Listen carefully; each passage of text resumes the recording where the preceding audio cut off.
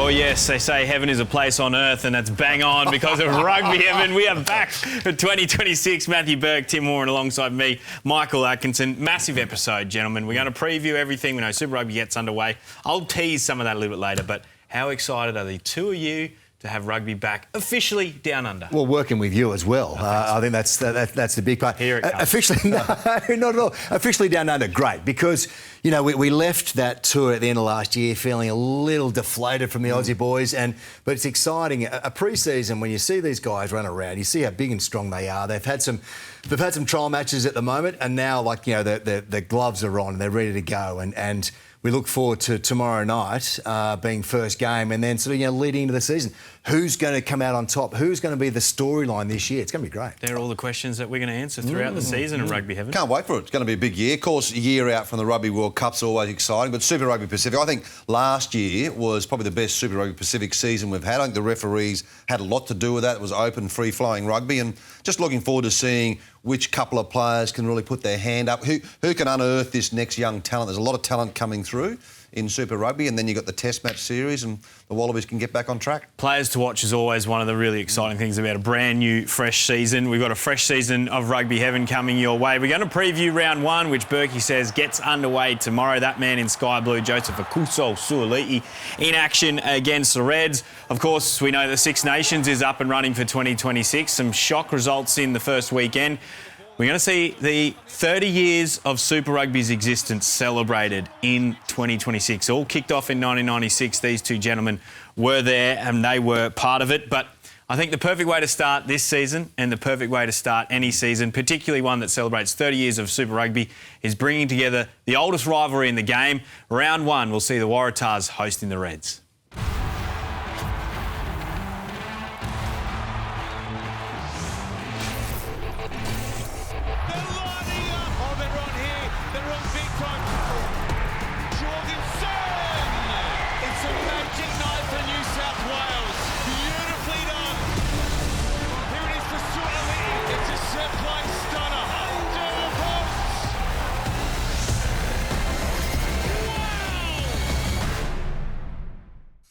Yeah, what a blockbuster to start Super Rugby Pacific 2026. You'll see it live and exclusive on Stan Sport from 7 p.m. Australian Eastern Daylight Time from Allianz Stadium. How fortunate that we have that game to start the season, and we've got a Queensland legend and a New South Wales legend here to talk about it. Can we just focus for a moment on the rivalry as two men who've lived and breathed it in your lives away from rugby and, of course, absolutely in a rugby sense? Why is it so big? What does it mean from a New South Wales point of view, Berkey? Never won against this bloke in Super Rugby. This is the whole reason I brought it up. This is never won. There was a draw at one stage there, but I never had a win in Super Rugby against Queensland. Did previously, but it's just the rivalry, isn't it? We know from other sports and other codes how the rivalry goes. You know, the chip, is it the chip on the shoulder? It's still there, Timmy, that kind of stuff, you know, from back in the day. And history, I think, allows you to sort of, you know, go back to the memories and remember when, you know, and that Queenslander chant that they have, whether or not it's transferred to rugby union, it's there, it provides some kind of motivation. And that's where they live off. I think it goes back to when there was only two states in Australia. It was Queensland, New South Wales, who had rugby teams. And if you played better against your opposite number, you then go into the Wallaby Test team. It's changed a lot over the last 30 years or so, but I'm really looking forward to seeing what the Waratahs can do tomorrow night and through the season. Dan McKellar, second year in charge. He's got the team he pretty much wants now, Dan McKellar. It's a star-studded backline. I think they're going to be one of the big improvers this year, and a big forward pack, and that's what they probably missed a bit last year. They had a fair few injuries, but their trial form's been outstanding. Yeah, plenty of business in the off-season, recruiting. Yeah. They were improved in 2025 compared to 2024, but they fell off a cliff a little bit as that season went on and struggled away from home, Berkey. You talk about ground zero for coaches, you know, when they inherit a team and they've got to be able to try and put something on the park. And there's always that air of expectation. You're right. We've got a Max Jorgensen playing well. We've got a Joseph Suoliti playing well. And all of a sudden, you're right, fatigue sets in because you're playing some incredibly physical games, incredibly fast games at the same time, and that expectation of the Waratahs always doing well always sits with the Waratahs.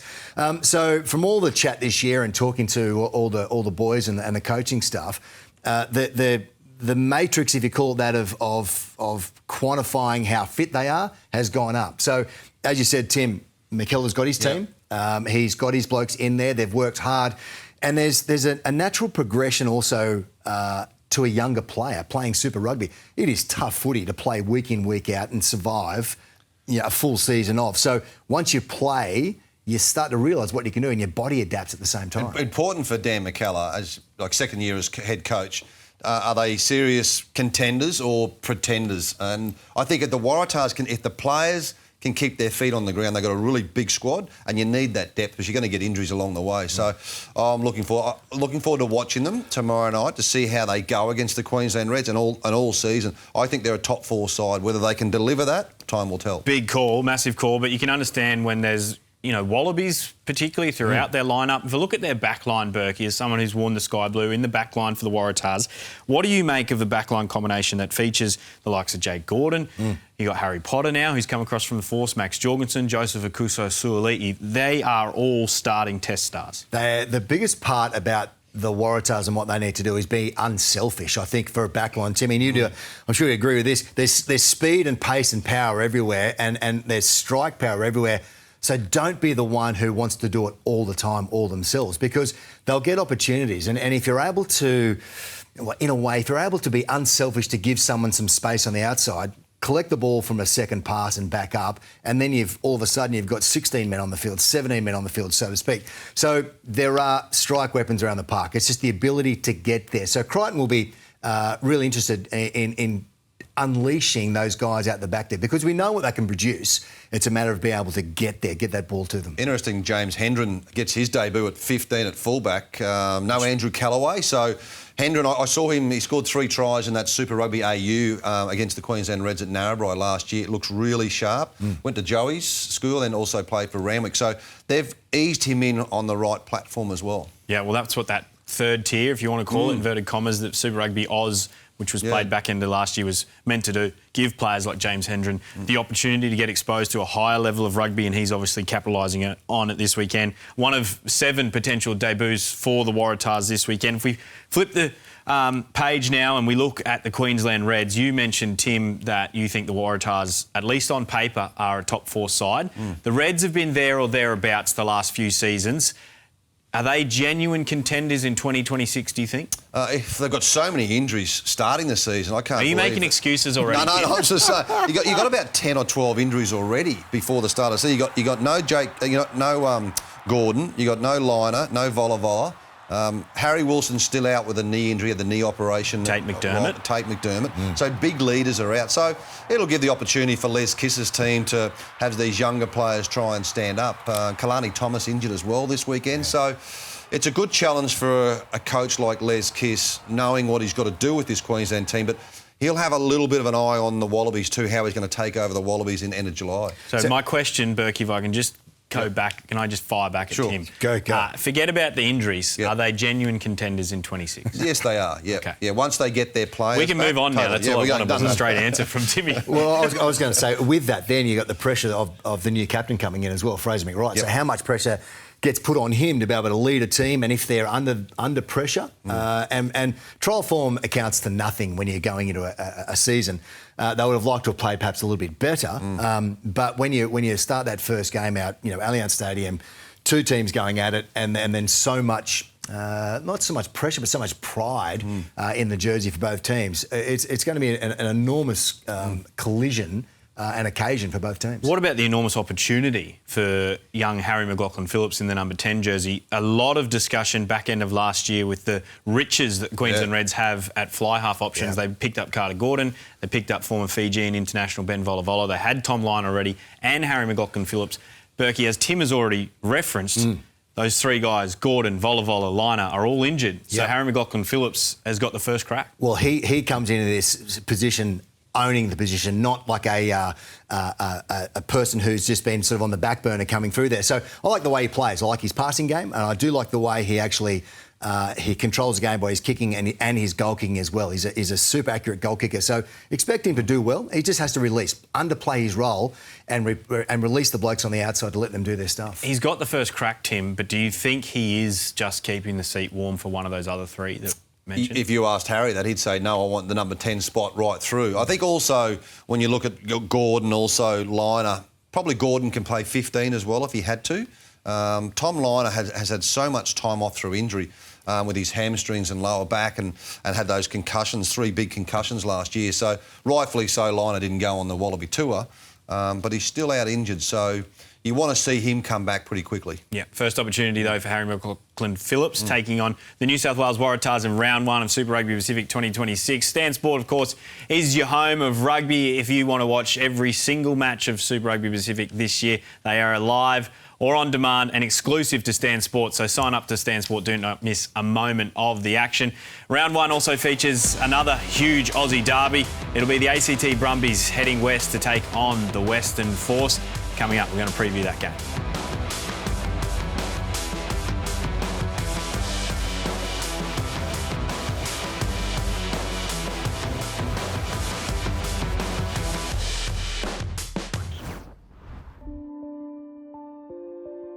Perth is such a beautiful place. It's kind of a balance between a country town and a city. The landscape and what it has to offer is pretty amazing. The scenery as well, like the beaches are beautiful. What I love about Perth is it is so calm. I found real solace being here in Western Australia. Showing the beauty of the beaches and the countryside over here, and yeah, it's hard to explain, but I just love it, and I think if anyone else made the jump over here, they'd see why. A common theme that we talk about is Perth being our chosen home. Culture here at the Western Force, it's not really like any team I've been a part of. We have this running thing over here where it's our chosen home, and you really see that and you really feel that. A lot of the time when people come over here, it is kind of like a family. If you look across both our men's and our women's squad, there are a lot of players who travel both internationally and domestically and make Perth their home. No matter where you come from, you bring an expertise, you bring value to the club. When anyone walks in the door, whether you're staff, whether you're a player, men's, women's, you're made to feel like you belong and you have a place. We all believe in each other and we believe in what we're doing. Deep rooted in our club, we talk about Marley Way, Marley DNA. Marley Way, it represents the unseen. It represents showing up for your mate, getting back up off the ground, putting the work in, and it's a huge part of this club from the office to the field, and yeah, it's a big pride element for us and something we want to display every time we step out on the field. We wear that emblem on our chest with a lot of pride, and it's a big part of our DNA. Probably describe it as like a hard-working environment. We're trying our best to win. I've been really impressed with the group in pre-season, working extremely hard, and no doubt that's going to help us on our journey towards the top. We're here to win. We know it's going to take a lot of hard work. Every day we need to get better and keep evolving, but I think we've got the squad, the depth and the coaching staff this year to do something special. There's something in the water over in the West because every player that goes there, if it's not their original home, it's their adopted home, gentlemen, they quickly fall in love with the place, and you very quickly hear all of them saying West is best. So they're building something over there. Simon Cron in charge of the Western Force. They start their account at home against the ACT Brumbies, and I guess if you're taking on an Australian side to start your season, there's no bigger test, Timmy, than taking on the Brumbies, who've been top of the pops for Australian teams for the last few seasons. And the Western Force, they always promise so much pre-season and they love playing there, but you need to win these big games. And I think to beat the Brumbies, they beat the Brumbies away in Canberra last year and was a big upset. So I think mentally they know they can do it, and they've got a solid squad now, that big forward pack, Jeremy Williams, the way that that forward pack can deliver. And I just think they're going to be one to look out for. In these first 3 or 4 rounds, you'll see what style of play that Simon Cron's going to deal with, and I just can't wait. Burke George Bridge, what he can bring in the outside, former All Black, yep. And also just bring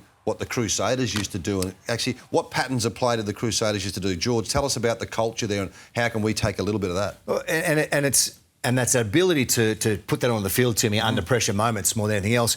But it's also a big instigator when you're off the field. All the work we don't see, leading into games, all that pre-season work. They've got a relatively stable team as well. They've been around for a while. Harry Johnson-Holmes gets a start after being injured. He obviously figured at the Waratahs for a number of seasons and now is over in the Force, but hasn't actually played a game yet. So we're looking forward to him playing on Saturday as well. But it's just about the understanding of what you need to do. And you mentioned before, Atco, about like the crowd involvement as well. They've been through some turmoil. They've had some down times. And so to come back from that and deliver something, I reckon they'll be a good outfit this year. If they can win their home games, they'll always cause an upset somewhere. Correct. One or two upsets. And if they can win their home games, great. If they can sneak a couple away, there could be that little dark horse type number that says, hey, look at me. But the home game's so important. Curtly Beale on the bench this weekend as well, so good to see him back. Got some experience there. Yeah, one of the big... I won't say they use it as an excuse, but one of the toughest things for the Force has been the travel. Correct. They come from the other side of the country. They have got a schedule this year that they have really fought for. It's as favourable as it can be for them in terms of travel, doing sort of big trips in blocks and the like. So they can't use that as any reason to miss out on the finals again in 2026. And I think they absolutely should be pushing for that top 6. But they've got to start strongly against the Brumbies at home, whom you mentioned the Force having a pretty stable lineup, Berkey. We've been used to the Brumbies having big names, stability, but they are missing some huge names. No Noah Lolosio, no Tom Hooper, no Len Ikitau, no Tom Wright for the large part of the season. Also no Alan Toa for the first couple of rounds. How do you think that may disrupt them? How do they deal with that? I think it's a really big challenge for the players, but also for Steve Larkham and his coaching career, how he can deliver with some players, some up-and-coming players, without having these big stars there. Like Len Ikitau was always the player that got the Brumbies across the advantage line. So was Tom Wright. So it's a challenge for Stephen Larkham to rework probably his patterns of play and the style of play that the Brumbies are going to play, maybe in these first couple of rounds until they get the likes of Alan Toa back. But since the start, Timmy, as you said, 1996, they've had this system where they somehow provide opportunity for young players to come through and they just slip in a role. So take one out, put one in, and that player, is either just as good or going to be as good as the previous player that's been in that that'll spot. be interesting at number 10, like this weekend. Meredith gets the start at number 10. Everyone thought that Tane Edmed would go down to Brumbies and through Stephen Larkham, he would start. But I think Meredith has been really good the last couple of seasons, and Stephen Larkham's got him in there and got some good game time into him. So, and they'll learn off each other, I think, Tane Edmed and Meredith. They'll be working together, and they're both going to get time. But to have a guy like Stephen Larkham, one of the best 10s in the game, to talk to these young players, I think it's great for Tane Edmed as well. Tane Edmed coming off the bench. To your point about the system and understanding that system and slotting guys in and just carrying on that Brumbies system, do you think that's what's given Meredith the nod over Edmed, or is it more of a straight shootout and they've been more impressed with Declan? Different game styles. Maybe Tane plays the game a little bit further back and passes, where Meredith maybe takes the ball to the line a little bit more, and he's had that opportunity in the last little while, as we've mentioned.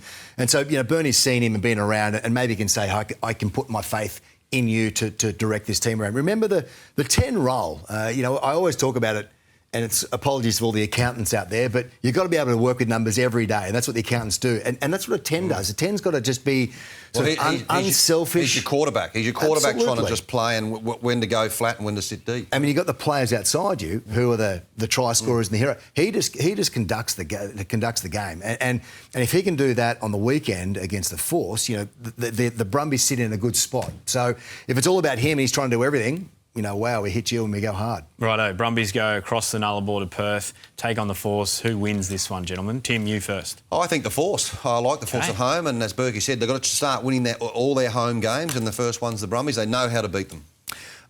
Force.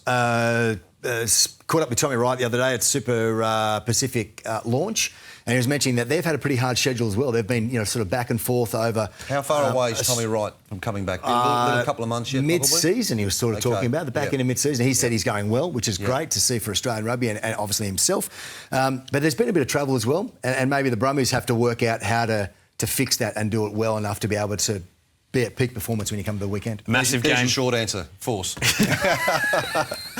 Mate, we want to stretch it out. Good thing we don't have quick hands in the first episode. A massive Aussie derby. The second of two from the opening weekend of Super Rugby Pacific 2026. Coming up, we're going to go into Kiwi Corner and preview our other matches from round one. You've never seen a finals team like them. 32 straight playoff wins for the Crusaders. This is their 13th Super Rugby Pacific title. An absolutely incredible record, as you just heard Sean Maloney stating there. The Crusaders are the benchmark in Super Rugby Pacific when it comes to winning titles, and they did it again in 2024, so 2025 rather. The challenge is on them to go back-to-back, but they got to start their campaign away against the Highlanders. It's the South Island derby. Geez, this is 4 p.m. Australian Eastern Daylight Time, Friday afternoon, so the very first game of the season. Can the Crusaders go back-to-back, Berkey? It's an early call. As I said, when we were over there the other day in Auckland, there was a lot of people saying, I hope they don't, because they're so successful, right? And again, we talk about the strategies and the academies that come through, and look, they're confident in themselves. Cody Taylor was talking about sort of just rolling around again and just doing the same things.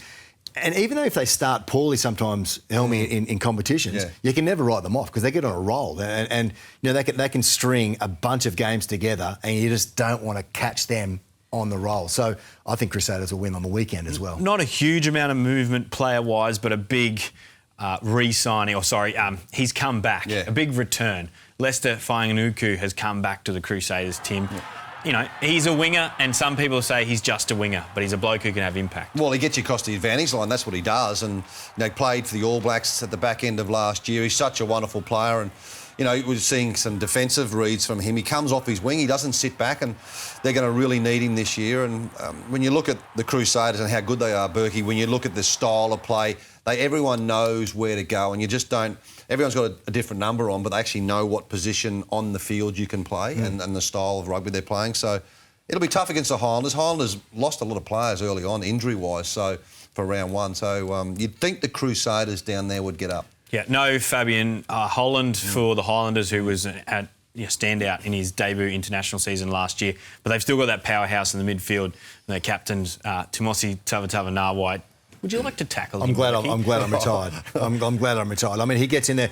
He steals the ball at the breakdown. He makes his tackles. He takes the ball forward. And as we see, he's also got a bit of a kicking game as well. It's probably stick that in the pocket, mate. You don't need to do that. Just run straight.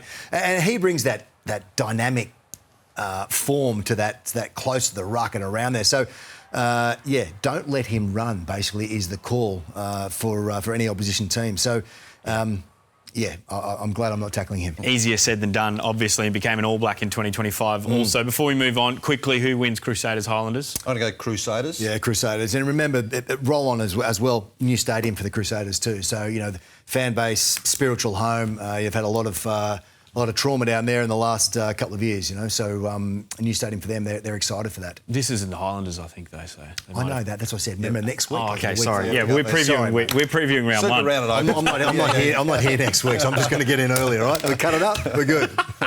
Let's move on then to the next game. Fiji and Drua up against Moana Pacifica. Drua, a few signings, quite busy in the off-season. One that will really stand out to Australian rugby fans, Isaac Fines Lalawasa. It goes from the Western Force over to he's got heritage, Fijian heritage. He's going to be good at 9 for them. I think what he can do for the Drua, and how hot's this going to be on Saturday afternoon? Yeah. Like what I think this is great to be able to have these two teams play in round one's really important, and you know the atmosphere you're going to get in Fiji, and I think it's important for the game, especially in Super Rugby Pacific, to have this game first up.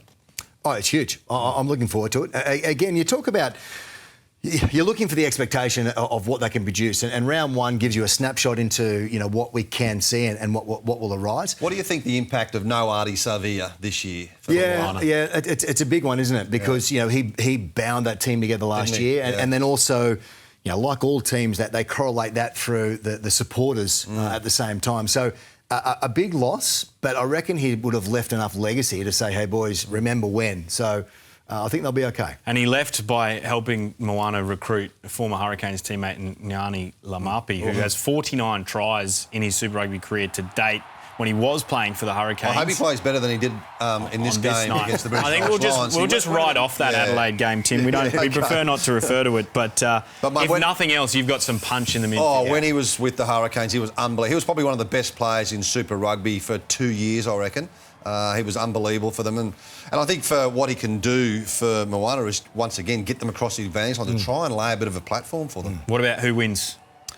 I think Fiji and Drua at home is pretty hard to beat. Drua at home. Yeah, just reminding you, the Drua at home. Yeah. They're not playing at the Crusaders Stadium.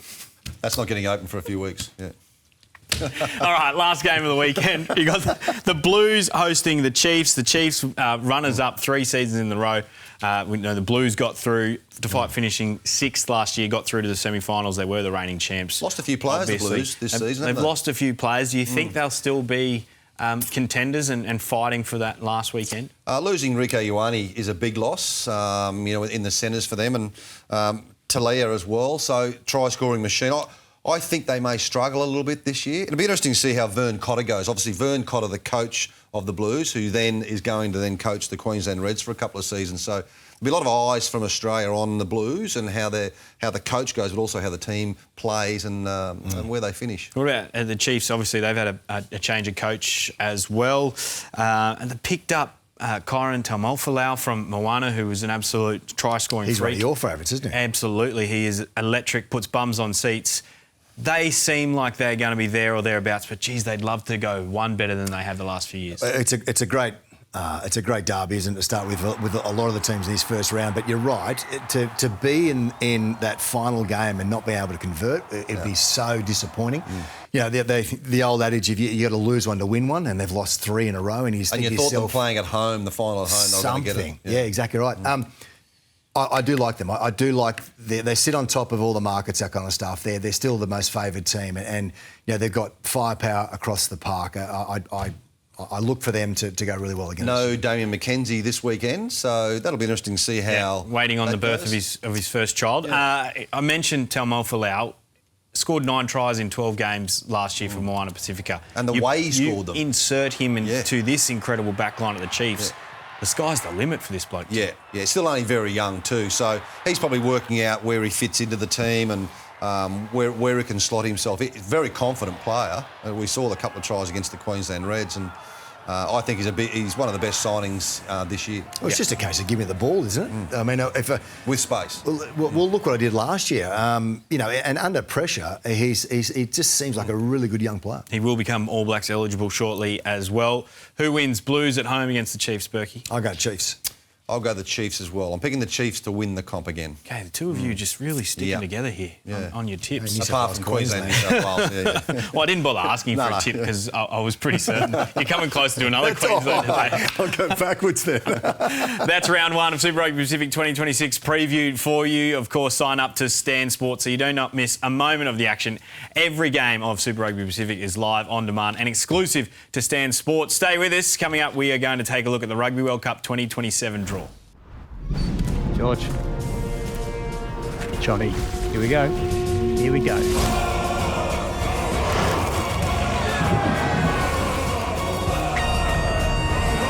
Oh, they didn't see that coming. Whoa, look who just swooped in. Oh,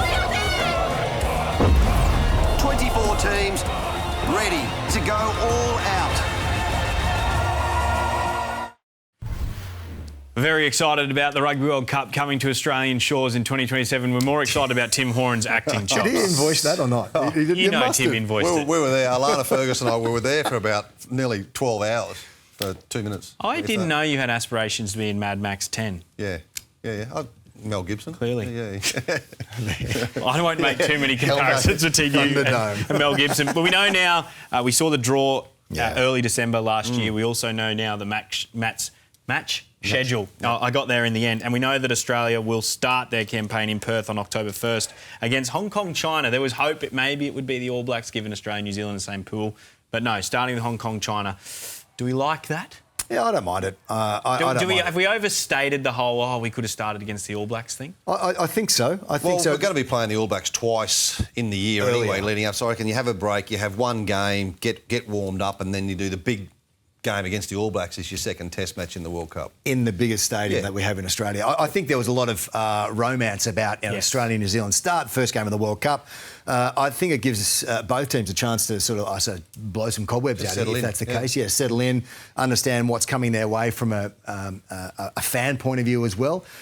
Huge crowd will be over in Perth anyhow. It doesn't matter who they're playing. They'll support. Absolutely. Yep. And then looking forward to that second game against New Zealand in Sydney, which will be huge. And then Australia round out their pool matches with a clash against Chile in Melbourne at Marvel Stadium, not the MCG. The NFL has trumped us there. But we move on because even though this is still 18 months or so away, excitement's building. At the moment, the William Webb Ellis Trophy is doing a tour around the country. We see it there. It's been to places already like Townsville, to Adelaide as well. Timmy, it's not the first time, though, that trophy has toured this country. No, we took it around 1991 after we won that way back, and then the following year, Jason Little and I obviously grew up in Darling Downs. We thought, well, let's take it to schools and rugby clubs and show people what the World Cup looks like. And we did a trip and we went from St George to Roma. And along the way, there was about 20 council workers on the side of the road. Of course, they were having morning tea, but they never work. Yes, they do. No, so we ended up, and they're all having their morning tea. And then they balled the billy. We pulled the billy into the World Cup, and we've got photos of out of the World Cup pouring everyone a cup of tea on the council. Wow. Just outside of Roma. Is it true that you and Jason Little actually lost the original trophy, and the one that gets around now is basically fake? We had the real one. In the early days, you'd have the real Rugby World Cup. There's now a replica, so you get the real Rugby World Cup in the dressing shed. I think you keep it for, the tours for a couple of weeks, and then the replica comes in. So we lost it for about 2 hours one day. Yeah, a guy came to a function in Gundawindi on the tour. And we lost it for about an hour and a half. We couldn't find it. He'd taken it home to his mum because his mum couldn't come to the function to get a photo with mum with the World Cup. Then he brought it back. How good is that? Yeah. Now it's got security. You can barely touch it. No, you can't. You can't get out of the case. I don't think you can, unless you've won it. I don't think you can touch it unless you've got gloves on. Okay, can I go on another story now? So then we played a sponsors golf day at Monash Golf Club. We came around the corner, had my three guys that sponsored the '99 World Cup. We walked around the corner, I was filling the card out, and one of my, and the group there walked around and saw the cup, and he literally did that one and walked over to it and went great. He was going to pick it up. It was ready to pick it up, as you would. It was a big security guard, a big Tongan boy security guard, just did that one. And he went, and I walked around, I grabbed it, and I threw it to him. I said, come on, mate, get it above your head. So he's up there doing this one. He said the security guard just go, I've got to clean it now, because the fingerprints. Really? So it is, I've seen it being travelled around. I feel uncomfortable going towards it. It's great for the game, though. Because they don't know who I am.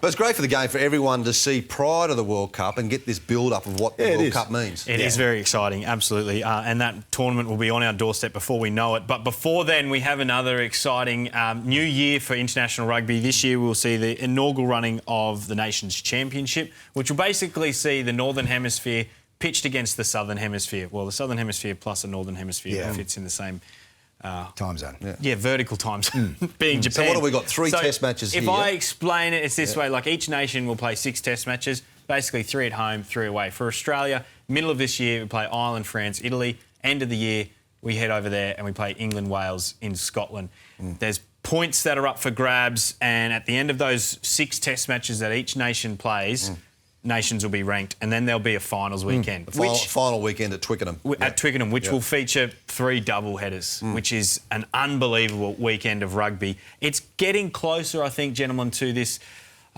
much alluded to or fantasised global calendar. We're not there yet. But how good is this Nations Championship for the global game? I think it's going to be great for the first test match. The Wallabies take on Ireland, and then, as you say, France in Brisbane. So those 2 test matches will be really interesting to see where the Wallabies are at after a disappointing end-of-season tour. So they're 2 big test matches. Ireland at Allianz Stadium in Sydney is a perfect stadium. It'll be an atmosphere, there'll be Guinness flowing everywhere, and that's a build-up to what we can expect through Rugby World Cup. A lot of splitting of the Gs. Well, have you still got your Guinness? I got a little bit left. Yeah, a little bit left from '99. I like it. I think it's a great concept. I know we wait 4 years for a World Cup, but this really sort of just puts a little bit of icing on the cake to say who's the best at that time from a north-south perspective, so I'm looking forward to it. We're seeing the battle for supremacy in the north at the moment, with the 6 nations getting underway for 2026. We've already seen one round run and won. It was wins to England, France and Italy over Wales, Ireland and Scotland. Week 2 this weekend, Ireland and Italy. The Irish, Timmy, under a little bit of pressure. Yeah, their coach Andy Farrell, a little bit of pressure as well. First time back in charge after the British and Irish Lions, and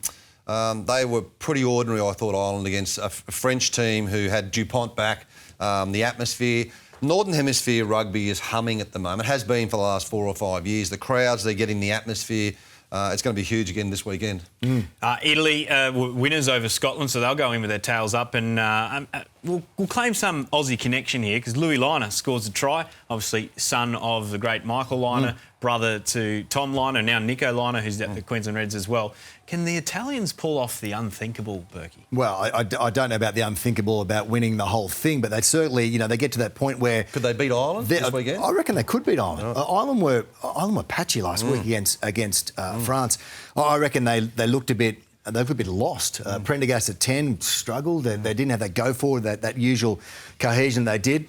Why not? Why not Italy? We've seen them beat Australia in the past. They've seen them have some upsets on the way through. So the Italians, why not? Scotland are wounded after losing Italy in week 1. Oof. But, geez, if there's a reason for them to get up, it's taking on England week 2 of the Six Nations. And at home, Tim. Calcutta Cup. It's always one to watch. And Gregor Townsend, he got questions through the week from...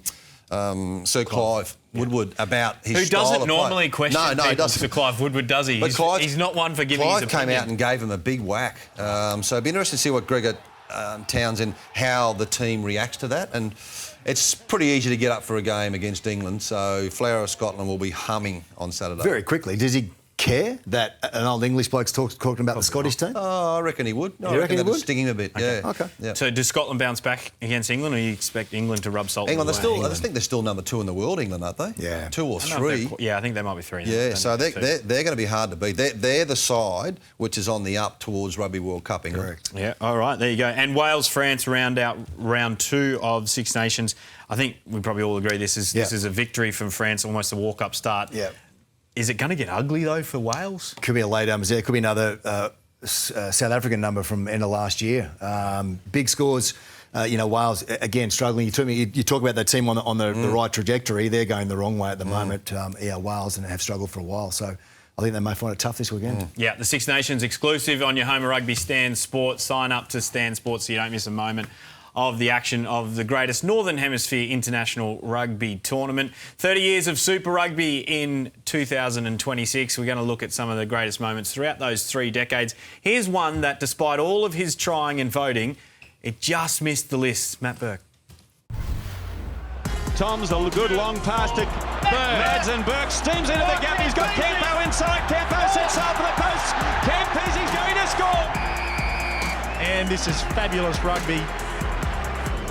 And just run through this again. Here's Burke. He turned it back inside. He says, this one's mine.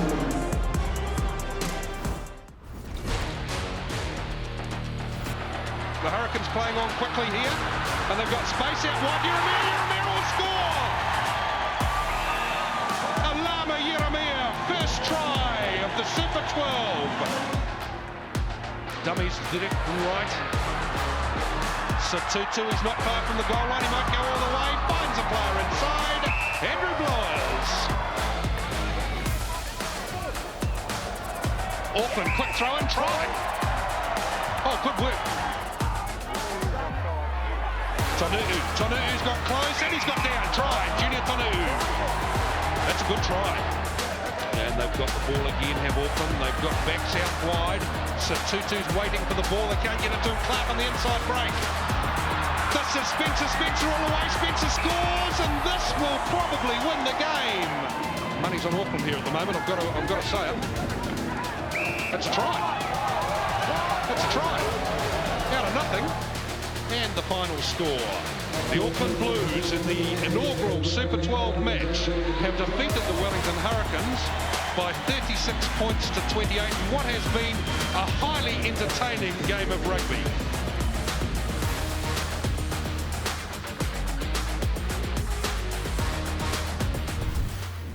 It takes you back, doesn't it? I was 8, gentlemen. The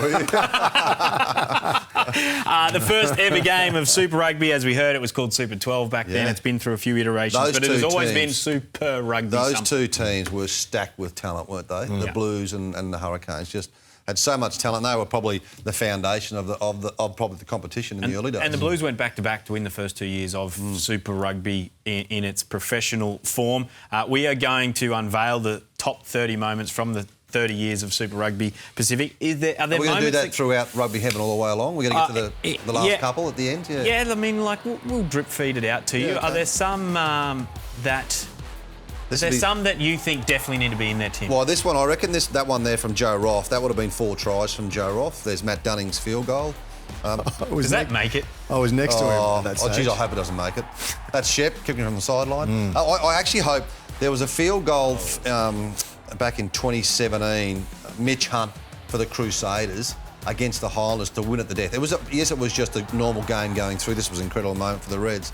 But Mitch Hunt, I hope that makes the top 30. That was incredible. Is there one after the siren? One for you, Berkey. I'm wondering if Tim's voted himself for a field goal for the Reds against the Waratahs. Have we got that? It was the ugliest rugby league try line dropouts front on. It was. Was it three? Did it count for Did it go over? But it went over. It counted for 3 points. And all it was, I reckon you looked at me and went like, yeah, that's right. I don't think that'll make the top 30. Yeah, I think so. Another great initiative in this year, celebrating 30 years of Super Rugby, is the unveiling of Legends 15s. Every team had their fans vote on their favourite players per position and have now revealed their Legends 15s in the history of their individual clubs. The two of you have both making it for the Waratahs and the Queensland Reds, and rightly so, I might add. But now we turn our focus to naming an all-time Legends 15. That'll be hard. Across the whole That's Super Rugby. tough. And first position to be decided will be loosehead prop. If you want to give me your clear-cut vote of who you think it should be, or if you just want to speculate, throw some names at me. First off, number one. What side of the scrum is that? Left side, number one. Left side. Helmet, what do you reckon? I'm going to flip it back quickly to go... I'm hosting here, mate. Who would you pick at number 10? Like you got Carlos No, Spencer, Dan, come on, mate. Carter. Come on, mate. We're going through loosehead prop first. Loosehead prop... well, James Slipper would be hard to beat. He can play both sides, so... He's in the voting for loosehead? Yeah, Slips would be hard to beat. You got to help me out here. What position did Oz Durant play? I think he was a loosehead. Was he a loosehead? Yeah. I'd say Oz Durant. Does he get your vote just purely because of that time when he was tying up his shoelace? He destroyed me. Absolutely destroyed me. That's all I remember him for. But just big human. I do remember we played them. It was up in Northern Transvaal, wasn't he? Up the top there. Yep. And Al Baxter, who went on to play an enormous amount of games for Waratahs, Wallabies, and he sat down and he got a couple of minutes at the end of the game, and he was sitting down and I said, Al, congratulations, mate, well done. He said, I said, how'd you find that out there today? And Al's quite the analytical guy. And he went, pretty good, thanks, Berkey. I was able to get my shoulder in and this, that and the other and blah, blah, blah, get in the right positions. Dick Harry walked past him and said, no, mate, your beep was pointing out your beep at the same time. He was just the biggest human. He could lock down a scrum and hold it and he'd get around the park. So for all those who don't know who Oz Durant is, go and check it out because I reckon YouTube would be the only way to check it out. Yeah, one of many incredible front rowers that country has produced. They feed them a lot of red meat over there. A lot of red meat. In South Africa, that's for sure. So very exciting that we've got, voting for the Legends 15 and all-time Super Rugby. I did see Jonah Lomu made a couple of sides. Yes, the Blues and the Hurricanes. There was a couple of Aussies did too. I think Matt Giddo made the Brumbies and he made the Force one as well. There were several players who made the cut for two teams. Of course, again, this year we've got Super Rugby Fantasy. Now, I know, Berkey, rough start to you in fantasy last year and then you realise you probably shouldn't be doing it. A little bit of conflict of interest. Tim doesn't dabble because I think Tim is afraid to lose. Wasn't there some kind of dinner? I did a lot of between two posts and there was a dinner. Shep and I still owe the BTP boys a lunch or a dinner, Nobu.